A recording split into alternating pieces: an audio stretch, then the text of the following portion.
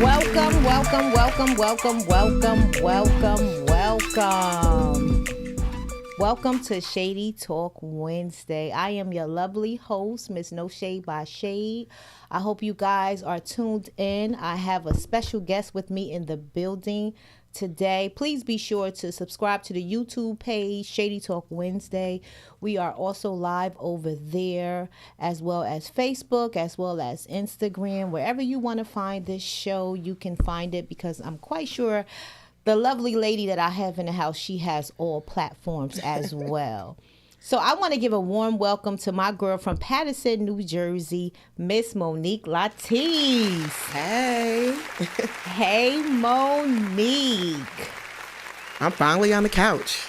I know, I see. Before, when you were here, I think it was a little bit, the first interview I did with you and Yolanda, I think that was when the pandemic first started. Or was it right before the pandemic? I think so. I think it was when I had just opened up the comedy club. It was a round table. Yeah, we had definitely, and we was talking about business and opening up your comedy club. Yep. And we're going to talk about that today.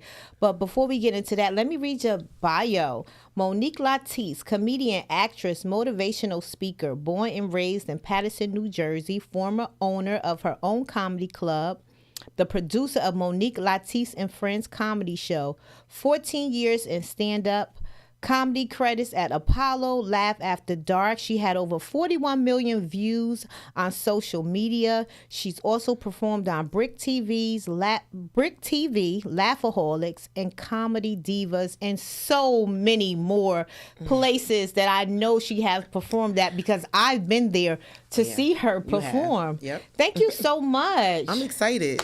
I'm excited that you are here today, because we're going to get into your Tears to Laughter. Yeah. But as I was saying, I've known you've done many of platforms, because I've also been to a few to see you perform. And it's so crazy when we talk about performing, because sometimes when you be in this lane that you in with comedy, and I can imagine over 14 years that there's so many rooms that sometimes you can't even remember, some that you don't even count, some that you forget, because starting back from 14 years, I know that's like starting off and just like, let's just say a backyard party, probably, you know, like a house party, a small local bar, just doing things for your friends, just grabbing that mic. So I know the 14-year experience also takes you way, way back of just many rooms and just doing it in many styles and just trying to do it in many ways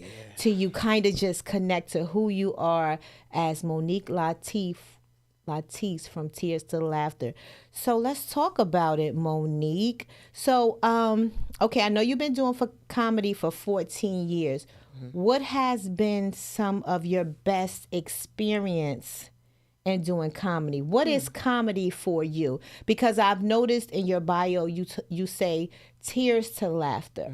And I know people think that comics, because we always making people laugh, that we don't have a sensitive side. But I believe comics, especially females, we are the most sensitive, emotional people that people could probably imagine. What would you say about that? You know, that's a good question, because people get into comedy for different reasons. I hear a lot of, oh, I'm funny. That's why I want to be a comic. I'm funny. And, you know, I'm always clear about the fact that that's not my story. I got it. I've always loved entertainment. You know, always loved entertainment. But comedy, honestly, comedy has been to me a saving grace. Okay. It saved my life. Okay. From just being depressed and sad all the time. Like, it gives me a reason to get up in the morning and just keep pushing. And that's why I call it From Tears to Laughter, because honestly, I don't even know what my life would be like without comedy. And that's the truth.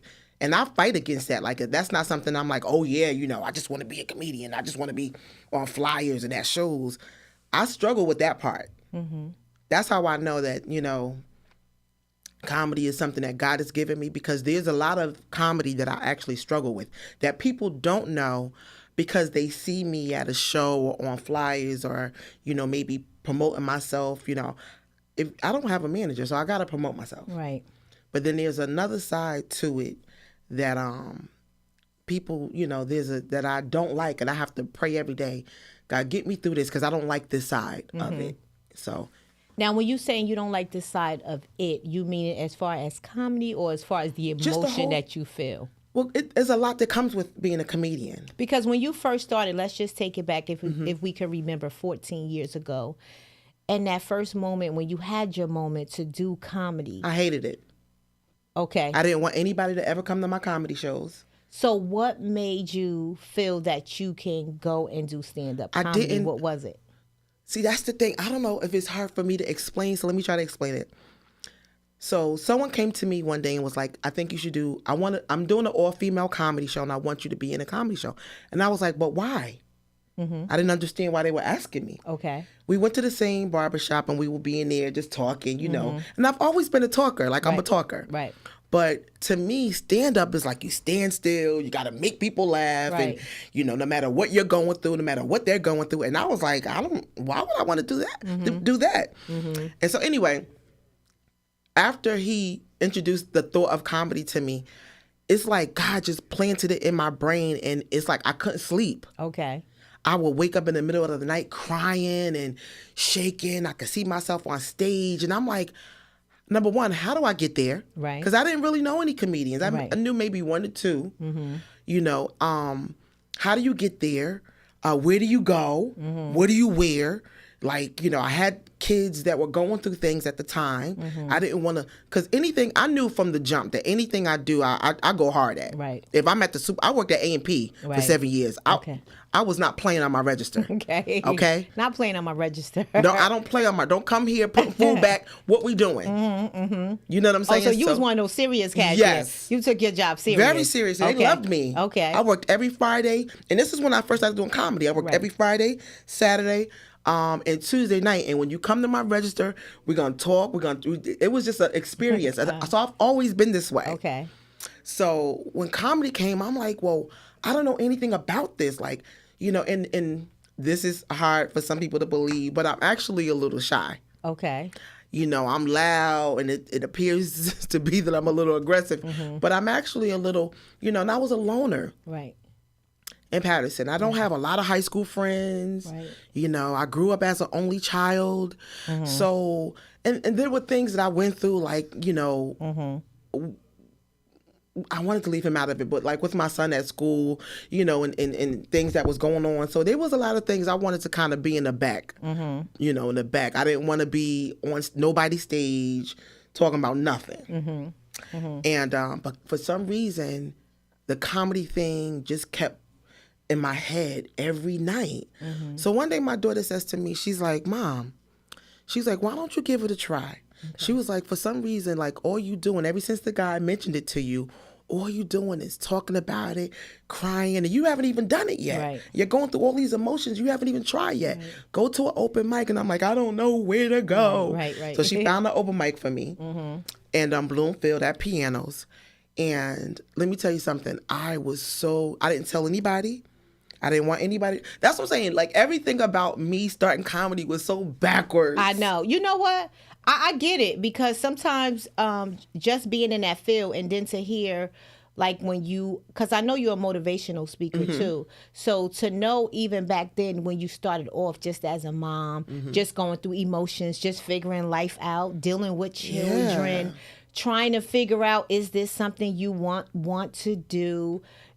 Pushing yourself forward to say, okay, is this something I'm really supposed to be doing? Then taking yourself out there to do it. And I already had 2 jobs. Right. Two jobs. I was already on my job 15 years. Okay. So I had put time in. I thought I loved my job at the time. I was Miss Credit Union. Right. I was underwriting loans, approving loans. And I came from no college education. I barely graduated high school.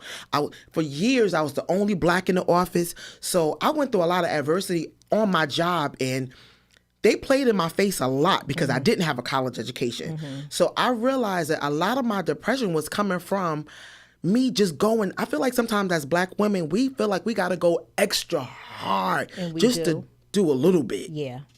And it was exhausting. Yeah. It was times that I was like, why do I have to climb to the roof just to get to the basement? Like, Yeah. that doesn't make sense. Yeah. So that used to make me sad a lot, because I felt like when you don't have a degree in certain offices, they use that against you. Mm-hmm. Oh, go get the mail, go get the coffee, go do this, and you do it because you got to feed your children. Mm-hmm. So when comedy came, I was like, I was just tired. I did not want to play. I was like, God, please, I don't feel like playing no more. I already played with these people for 15 years. Right. And then I'm working at a supermarket, which my kids was embarrassed about, especially my son. Mm-hmm. When he used to see me with my little smock, he's like, take that off. But I had, like, I didn't want to be asking people for $20 for gas, or for $30 for food. Right. So I did what I had to do. But it was a lot, because when I first started, after I would leave the supermarket, I would go to an open mic. And again, I didn't know anyone. Right. So I'm walking in and I'm like, and because I'm a little bit shy and my networking skills is not the greatest, and I feel like in comedy, you got to be a good networker. But you know what I like? I do feel like in any situations people put them through, even just hearing how, you took your walks through comedy. Mm-hmm. The beautiful thing of taking even a walk through comedy that people may think is just simple. Mm-hmm. When you hear your story and other people that does comedy, their stories, it is a different kind of walk. Because like you said, you had to face some challenges through your life, being a mom, just feeling depressed at the same time. And then on top of feeling depressed, you're trying to figure out, how do you make other people laugh while you're feeling emotional? Yeah. And people still don't understand that even now with us doing comedy, and because life is lifing, there is a lot of times that we are under a lot of emotional situations to where as though we have to go out there and bring laughter. So I commend any comedian that goes out there and know how to just bring this great personality, this great energy, try to make people enjoy some type of laughter to ease their mind from what they're going through while you're going through. I've gotten on stage with a broken heart. Mm-hmm. I've gotten on stage literally dragging myself out the bed. And even now, sometimes it's still tough. Yeah. It's still tough. Why? Because, no matter what's going on, when you're out, because it's a lot. Let me back up. It's a lot, as you know, with dealing with being a comedian, especially a local comedian, right? Oh, yeah. Because people still, when you're reachable, a lot of times you should do this, you should do that. Why don't you do this? Why don't you get a Netflix special? Like, if it was that easy, I would do it. So, like, people be in my inbox, like, all day with things that I should do. And then you feel like, am I doing the right thing? Right. Am I not doing the right thing? Am I doing too much? Right. And it's always going to be people that feel like, you know what? You shouldn't have did this. Why did you post that? Yeah. You're doing too much. You don't do enough. You need to fly. A comedian was in my inbox the other day and said, why you don't fly out to California to here and to there? You need a budget. Yeah. Yeah. You need a budget. Yeah. So it's like you have all of these different things in your head, like you should do this, you should do that. Yeah. And it's like, I'm like a cut and dry person. Right. Let me know what to do and I'll do it. And then to me, I feel like with being a comedian now, it's so many different comics out there. It's so many different styles. It's so many different ways to grow into being a comedian. Yes. You don't know what style people are looking for no more, because it's different. You got people who have made it just from a social media video, Right. which we're going to talk about your video that went viral. Yes. We got people who made it from social media videos. I don't even really hear now, because I was talking to a comedian who's from the old school where, he was explaining to me that before they just kind of just did like this one room where every week they went up, they went up, they went up, they went up. And back then, that's when people used to be in the crowds and would say, oh, I want to work with you. Because now everyone is doing a comedy show. Yeah. Comedy is everywhere. Yeah. Because I think people are not going out like they used to. Right. Nobody hardly goes to any clubs. Right. And I think with all the crime that is happening, people feel kind of safer in a comedy setting. Yeah. You go, you sit down, Yeah. you have a drink, you listen to somebody make you laugh, Right. and that's that. Yeah. But to your point, people get into comedy for different reasons. That is the positive thing that I love most about my style of comedy, because there is no style to me. There's no, I feel like I'm limitless when it comes to my comedy style. And I was very intentional about that when I got it. Okay. I didn't want to be doing just black shows, just, white shows, just, birthday parties, just church shows. I wanted to be the type of comic that anyone can enjoy. Right. I feel like I'm a ladies comedian, but I love when the kids come and say, hey, you were funny. I like that joke. I love when I'm in a church and they say, oh, I enjoyed that.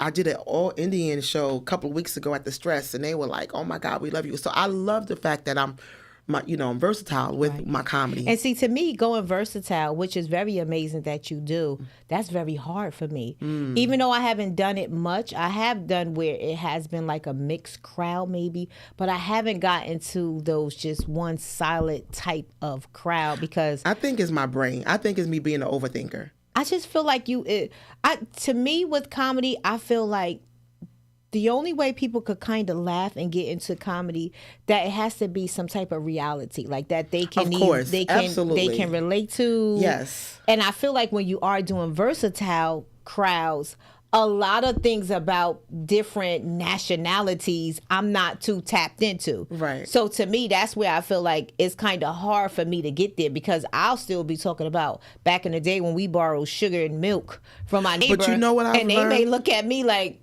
we ain't never had to do that. So I that part is I'm still not ready to go over there yet. Oh, why am I That's fine.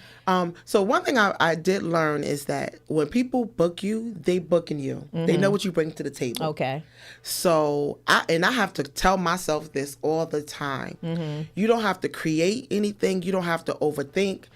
If I book you and I bring you to this platform, I know what I'm bringing to the table. Right. So all you got to do is show up, right? So when I did the Indian show, I was like, oh my God, they came to me. They was like, all right, you're going to headline.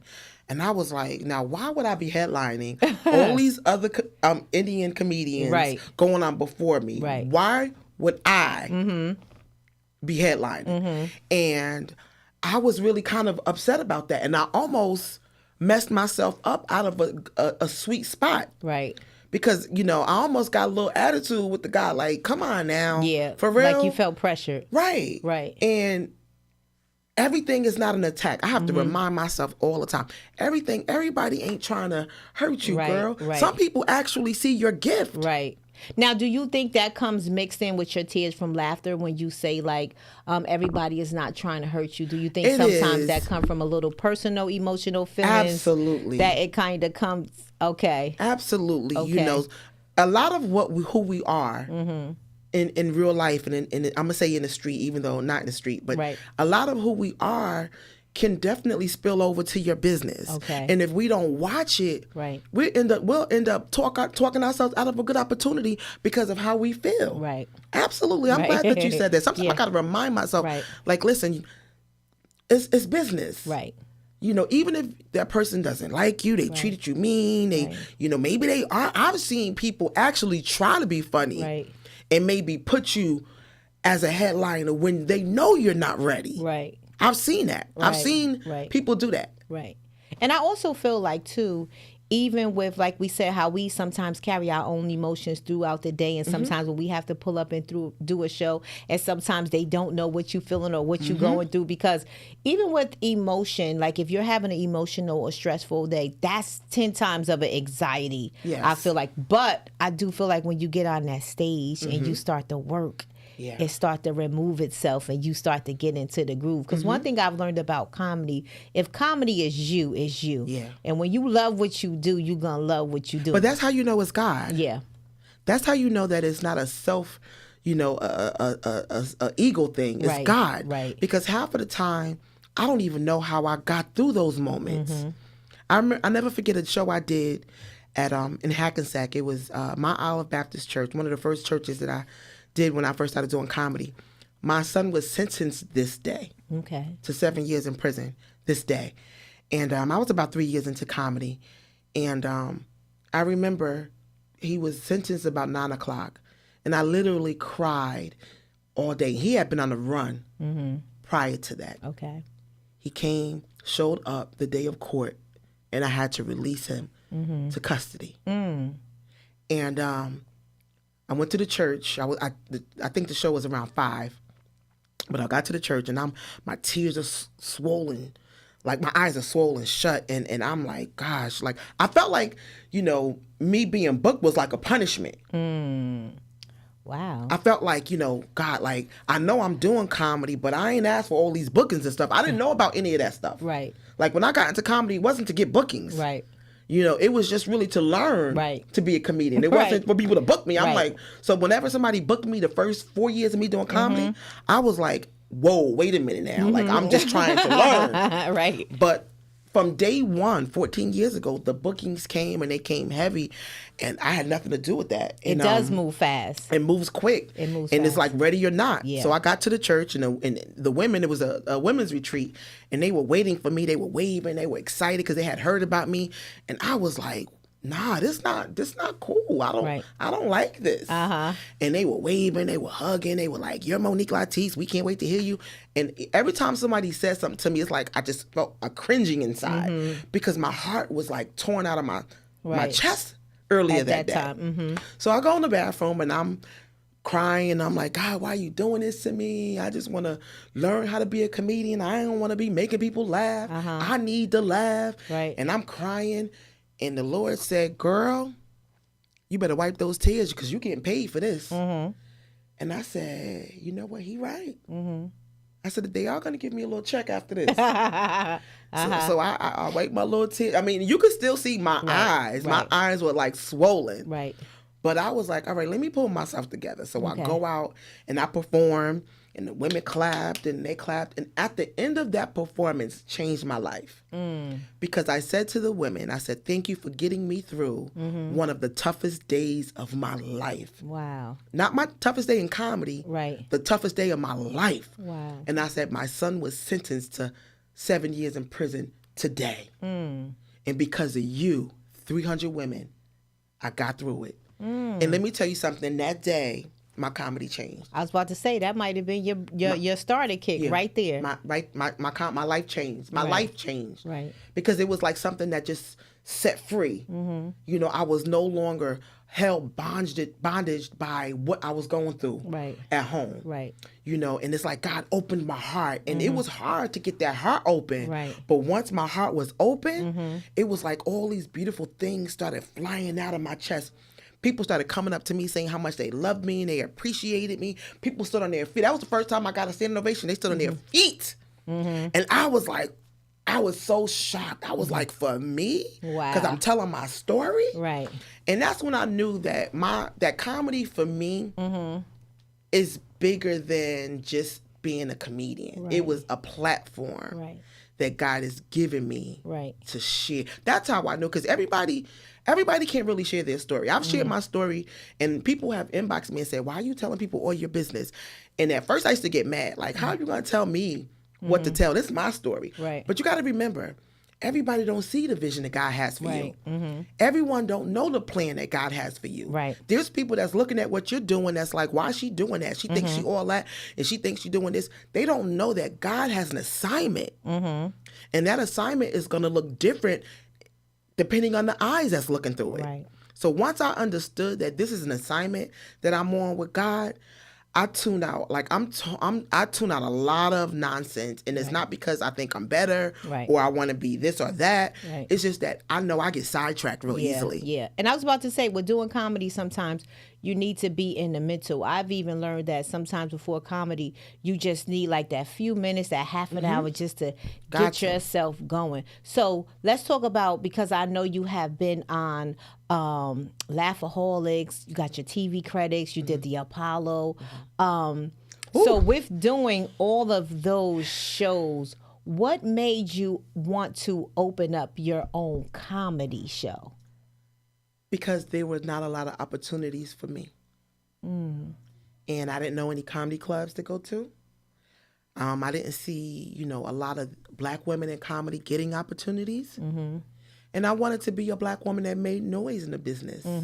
I wanted to get the attention of people, to let them know that women, we are doing things. We're movers and shakers in comedy. And I didn't know what else to do. Right. So all the money that I had made in comedy for 11 years. I saved every dime, every dime. And I put it all in an account and I went looking for a space. And when I found my space, I took all the cash out, got a check, and gave him everything I had. And 6 weeks later, the pandemic came and threw everything up in a tinsy. So it's been a journey. It's been a journey, but I'm glad I did it. And I know the blessing of that is because sometimes, you know, we as people, when our heart is dedicated to something, sometimes we do want to open up things and share it with others because we can understand how another feel. Yeah. So with you opening that comedy show, and like you said, you know, at the time, just not that you didn't have a lot of shows, but you just, you know, how comedy just was like a little up and down, and you just wanted to kind of get more advanced. You wanted to help more women be more advanced and just open up a door where comedy kind of stood out for women. And Patterson needed it. I felt like at the time it was so much going on in my city. Yeah. Like at the time, and Patterson still do need much going on. But you know what I realized? I can't save everything. Yeah, that part. I can't. I tried. Yeah. I tried to be a faithful servant. Because it's a big thing to save. It is. And it's a big thing to save. And sometimes you got to tap out. Yeah. And say, you know what? I can't. This is a little bit too much for me. Yeah. Anything that starts pulling you down and making you feel like you're doing something wrong and you're begging people and you're pleading with people.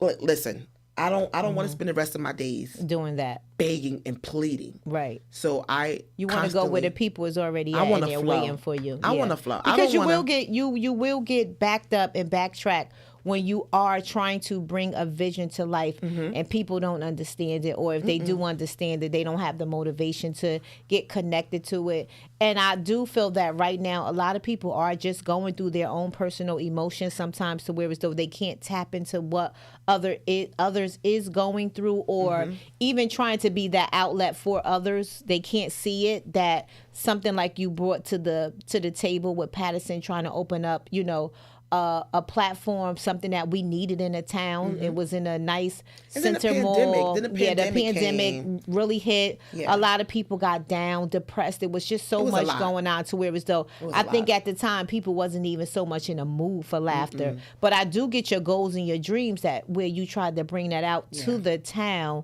to make it happen. And 600 people, let me put on record. Right. Patterson, I thank you. Passaic County, I thank you. New Jersey, I thank you. It was 600 people at my grand opening. I know. I was. You was there. You hosted the best host in the world, and I will always put that out there. But it was 600 people at my grand opening. It was so many people that there were comics there just to support, and I had to throw them on stage because we had to put on other shows because there was just so many people. Yeah. And if I can be really transparent with you today, that's what I wanted to do. Yeah. That's all I wanted to do. Yeah, and you did it. That's all I wanted to do. And you did it. So when I had to close it a year later, I was okay with it. Yeah. I was good. So thank you, Jersey. Yeah. I'm going to always be grateful to Patterson, New Jersey, and Passaic County because y'all showed up on February 1st. And like I said, I don't think it was personal. It just was wrong timing. You know, and that's the thing, too. Sometimes, you know, we as people, when we do things, you know, like you were saying, sometimes you have to tap into yourself before you get into sometimes we have to realize everything ain't personal.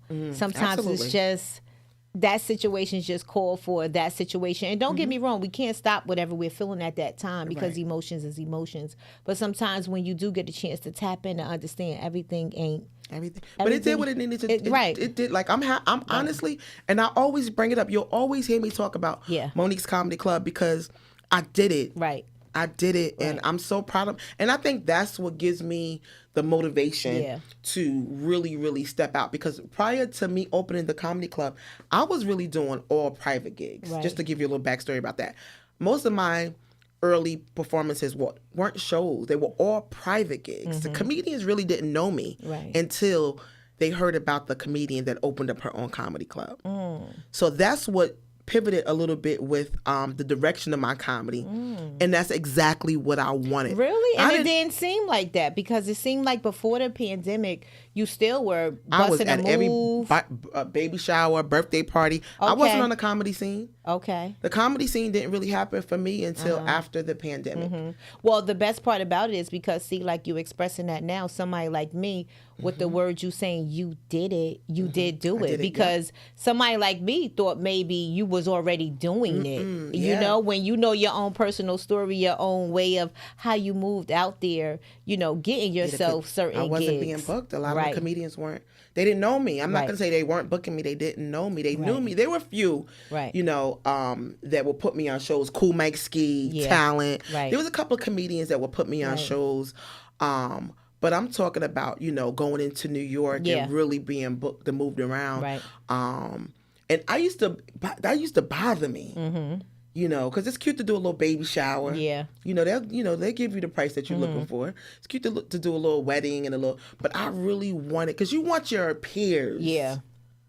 To say, yo, she funny. You know, it was just, And you it want to meant feel something like, to and me. you want to feel like you're growing. Yes. You want to feel like you're growing too. You know, sometimes, you know, we do the regular, like you said, the showers, the weddings, the private events. But it feels good when you able to step on other stages, go in other rooms, go in comedy clubs, because you feel like you're growing. Absolutely. And to see when you're able to walk in those doors, you do know that you are growing, that somebody is enjoying you, somebody wants to see you, somebody enjoy what you're doing. And the best part about that is the people are already there. Yes. So you ain't got And to they come to laugh. Yeah. Yes. You ain't got to pull. You ain't got to push. You ain't got to do any of that. So let's talk about your going viral, your comedy skit. I wish I would have had it to where as though we could have played the skit. Yeah. Because to me, I think that was one of the skits where, once again, all women could relate to. Right.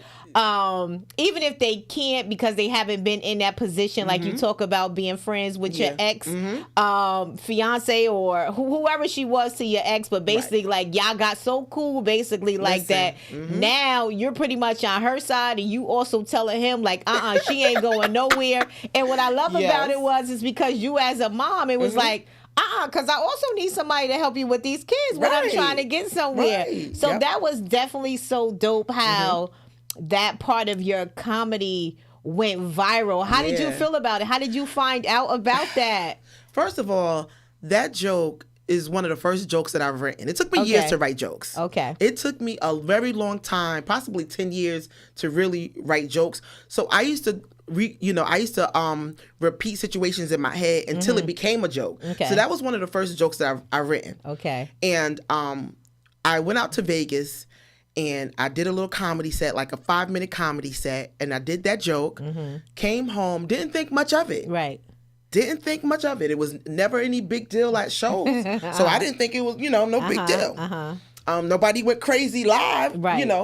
So I go out to Vegas. I come home. 2 months later, my phone started going off. And I'm like, why is my phone going off like that? And I look at my phone and I see this beautiful video.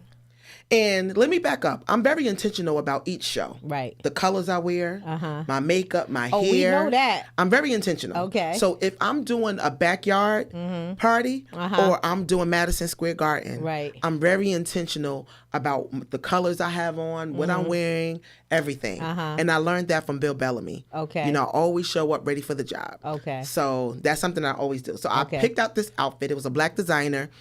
It was beautiful, colorful. So I remember the outfit I had on. Matter of fact, I had on this necklace. And I didn't even really think nothing much of this necklace, but the people in the comments was like, "Oh my God, I love that necklace." And so I'm home and I look at my phone and it's going berserk. And I'm like, "Why is zzz, zzz, zzz. And I look at it and I see this beautiful video. And if I can be honest, when I first saw the video, I don't really like watching myself. Right. Me either sometimes. I get it. I get it. I don't. And the first thing I saw was something that I had a complex about. Now you don't know this, Right. But I have a rash on my forearm that I always cover. I've covered it 14 years of me doing comedy. Okay. Nobody ever saw it. It sometimes it itches and it gets ashy and all kind of stuff that we go through with our bodies and our skin. Girl, the first thing I saw in the video was this rash. So I'm trying to call the people to tell them to take it down because I'm like, no, you're not going to have my rash out there like that. Not my rash. Yes, I was dead serious. So I'm calling. They're not answering. I'm like, oh my God, they got to get this video down. And I'm reading through the comments and I'm looking at the numbers. Like every time I look at the video, the numbers are going up. By 2 hours, it was like 2 million. And I'm like, and everyone's gonna see this rash. I'm like going crazy. But then I started looking through the comments, and everybody tells you don't read the comments. Right. People are mean on social media, but I had never read 5 million beautiful comments. Right. Oh my God, where can I find the rest of the joke? Where can I find your comedy? Who are you? Right. Where you been? Every single comment on this video was positive affirmation. Right. And I just cried. Right. I cried for 2 weeks because the numbers kept going up. But then if I can be honest, I cried and then I got sad. Okay. Say why? Why? Because I was like, now what? Yeah. Now what do I do? Right. People was like, when you coming to Texas? Right. When you coming to Virginia? Right. When you coming to the pressure? You felt pressure. I'm like, I don't have a manager. Right. How do I get there? Right. What do I do? Right. My money's running out. I left Right. my job. My money's running. Like, I was so sad. Right. And I was like, you know what? I don't know. And you know what? I feel like in comedy, those are the moments where you get those big emotional happiness where people enjoy what you do, and then sometimes you do go back to, okay, where do I go next? Because the thing about comedy too is like, when you have people in that vibe with you, you want to keep them there. Oh God, that's the same thing with social media. Like sometimes, like with me, social media could be very draining, very depressing, very just, take you on an emotional roller coaster ride, whether you're a comic or not. Just keeping up with it, just seeing some of the things that's going on, watching other people's posts. Yes. Yeah, just a lot of that. When you are the one who's trying to keep people happy, and then you get sad when you see other people sad, and then what you're sad about, and now you trying to stay happy, but you also trying to keep that following because you don't want to lose that that momentum, absolutely. That with your crowd, with your followers. Because people got disappointed. Yeah, they were like, "Where's the rest of your joke?" That's what I'm saying. I was like, that's what I'm saying. Yeah. And the pressure is always on when you are a comic. I don't know if it's when you're an artist or when you are, but I just feel like with being a comic, sometimes it doesn't move as fast as other artists or other, people that's doing other things. Sometimes every lane is different. To me, comedy is a little slower because it's like, I feel like me personally in comedy, because there's so many comics, you have to create your own lane. Yeah. I don't really care how many shows you go out there and do. It got to be something about you. Right. Like how you try to be creative and have your own comedy show. Right. It still takes more about you than actually just, until you get to that part when you're doing a whole bunch of comedy with different people, but something always have to stand out about you to keep the people coming and want to see you. And I also feel like with comedy, there's so many almost like relationships, right? There's a thing called giving somebody breadcrumbs. Right? Just giving somebody just a little bit to keep them stringing along, right? I feel like comedy is almost the same thing. It is. Like there's little shows that keep us in the business, that keeps us, going, little sprinkles of shows. And then a lot of times that's what we feed off of, right? Where I feel like with artists is, let's say if we would, like I look at like Fetty Wap when he popped with Trap Queen. Right? There's like, he went from selling his CDs to being platinum. blowing up. There's no in between. Right. I feel like with comedy, there's so much in between. It is. And that we get stuck in between sometimes. Yeah. Because I feel like with comedy, also too, because you trying to create reality, and also you have to keep a humor going on with reality comedy. Sometimes in your life, there's a lot of reality stuff that you're going to put out there, but you have to try to figure out how to bring the humor in it. Absolutely. Because it could have been a sad situation for you. Yeah. But when you're doing comedy, your brain just roll. Like me, I write a lot. I sometimes I be saying I should be a back writer. And a comedian told me that sometimes you could look at the styles of some comics and see their style of comedy. That's a gift. And, let them buy a joke from you. Yeah. But you have to look at the style of the comic, what they kind of talk about, what you think that will help. But then sometimes I get a little confused because I'll be like, but that's my world. Yeah. It's like I don't know if they're going to be able to relate to my world. But that's why I feel like with comedy, when most comics do it, it's more about your world. It is, and a lot of people use ghostwriters though. Right. Yeah. Especially I've heard that. especially for big specials. Yeah. Comedy specials. Yeah. I'm sure. For these little rooms, they really don't. Yeah. You know, but because it's that stretch. If let's say if I had a big Netflix special coming, right, which I'm gonna predict and I'm gonna manifest. Okay. I may say, T, listen, I need to have a meeting with you. I want to book you for 4 sessions. Right. Because I got a Netflix special coming up and I need help structuring. I need help with my jokes. Right. That's a good deal. Right. You know what I'm saying? Right. So it's good to let people know that you are a writer. Right. Because they may not pay for a joke to just do like little shows. Right. But if it comes to something. Right. If someone knows that, you know, you are a writer and you're also a comedian. Right. And I have a Comedy Central special going. Right. I'm going to need, and you know, and here's the thing too. I think a lot of times we think we could do things by ourselves. Right. Right.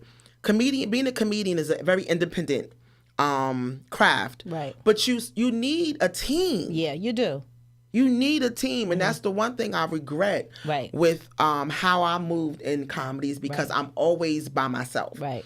And I wish that I didn't start off like that because I think you miss out on not collaborating more with people. But I don't think it's your fault because I've learned with me, I know of a lot of people, but it seemed like when I started getting more deeper into this field, I started being alone. Like people started disappearing. Okay. You know, so I don't, sometimes I get confused. I'm like, okay, so what is this? I just supposed to have comics as friends, you know, and not regular friends no more because I don't know. I feel like sometimes too, some people are just not tapped into the comedy world. I lost some people along the way. Yeah. I lost some people along. There were people that I was rock solid with, that didn't know how to take me now that I'm a comic. Right. They don't know what to say. They're not coming to the show, so they avoid you.